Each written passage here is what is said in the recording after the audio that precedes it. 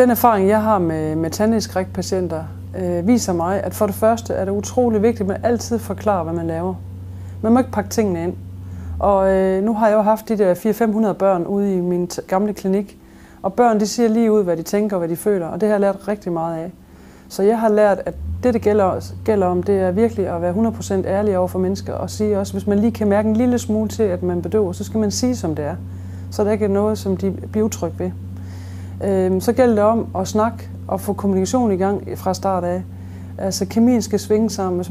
Hvis patienten kan mærke med det samme, jamen nej, det duer ikke, så skal man ikke gå til tandlæge her. Men hvis man føler, jamen her føler man rigtig tryg og det hele er reelt og rigtigt, jamen så kommer det til at gå, fordi det er patienten, der bestemmer. Og det vil sige, hvis man får lavet en lille ting, og jeg kan mærke på dem, at nej, de er ikke i stemning til at komme videre, jamen så skal man heller ikke køre videre. Så man må tage den tid, det tager. Det er det allervigtigste.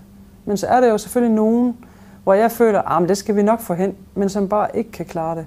Der er vi jo så heldige, at vi har narkose her i huset, fordi vi netop har privathospital også, og det er ikke noget problem. Så sover de sig fra de behandlinger, og det er jo en god ting.